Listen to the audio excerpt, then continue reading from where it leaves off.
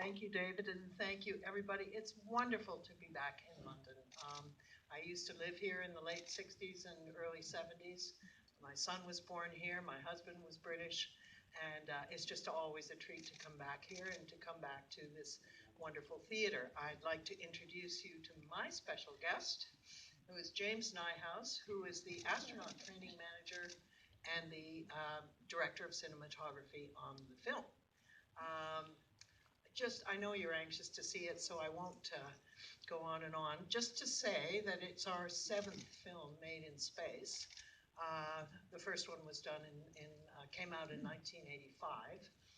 And the second one we did, after we saw what the Earth looked like from space, was a film called Blue Planet.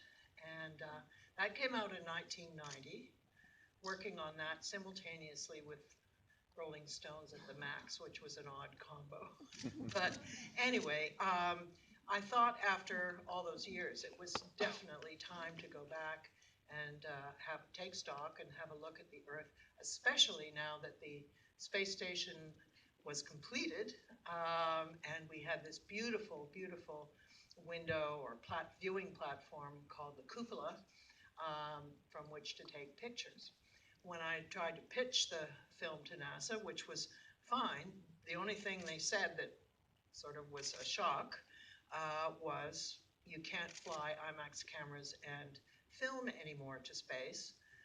And of course that made sense because it was a problem of upmass. There just weren't, with the shuttle retiring, there just wasn't the space to get film or time to get film back and forth to orbit in a timely manner.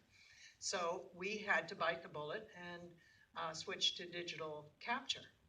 And we torture tested half a dozen high-res digital cameras side by side in order to make a choice. I should say James did that. And we eventually picked 2 Canon cameras that hands down were the winner of all the ones we tested. And I think you will see, I hope you will appreciate the result is an absolutely fine one beyond my wildest expectations.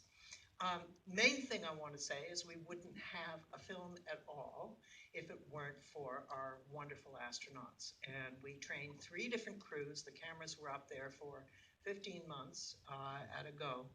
And 3 different crews overlapped for periods of 6 months apiece, and shot the movie for us all in their spare time and weekends. We're not allowed to interfere with their real mission up there.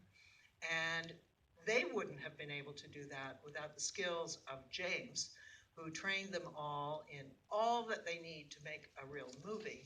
And so I'd like to introduce him properly to you now to tell you a little bit about that training process. James.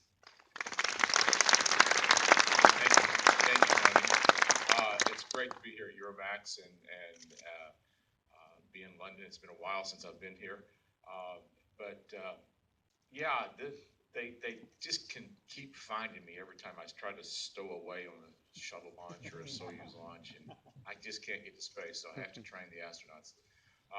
And I say have to. It's a pleasure. These guys are the most intelligent, quick learning people I have ever could ever hope to work with. Our main thing, they kind of get a photo 101 as their astronaut basic training, so they know which end of the camera to look through usually. We kind of get them up to speed in IMAX, and one of the ways we do that is we'll bring them in, we'll have them shoot footage in one of the simulators, or several of the simulators in the Johnson Space Center in Houston. And then we'll bring them into a theater like this, set them down, and let them watch their movies. Can you imagine coming here and watching your home movies on this screen? Well, they learn quickly what works, and importantly, they learn what doesn't work. And that really drives home the fact that they need to pay attention, and I think they've done a pretty good job, and you can be the judge of that here in a few minutes. So I'll shut up and turn it back over to Toni. But again, thank you all for being here, and it's a pleasure to bring you a beautiful planet.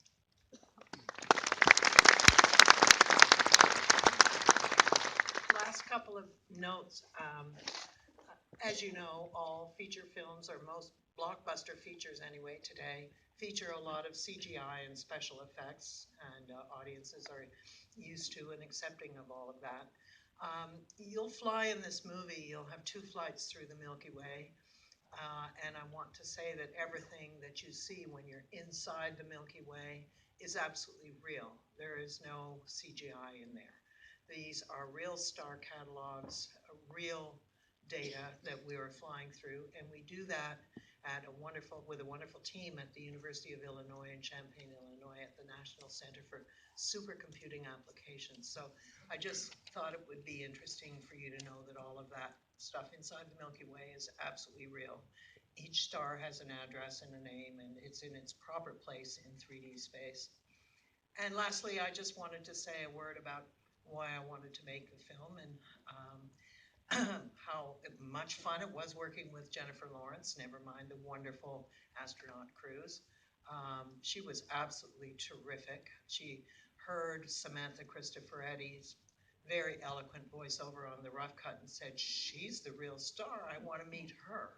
And that did happen, fortunately, at the premiere in New York. It was great to see the two of them get together.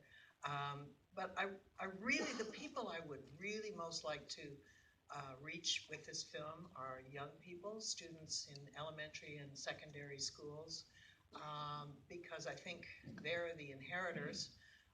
They're the people that I would like to impress mainly with how beautiful our home is in space, that it's the only one, that it's a magical, complex, um, marvelous to look at, fragile place that I hope they'll be inspired by the movie to appreciate all the more, and most of all, try to look for solutions. Feel that's within their power to learn some more and look for solutions to some of the problems that are facing us right now related to climate change and resource management, etc. So, with that said, I thank you all for coming, and I hope you enjoy the film.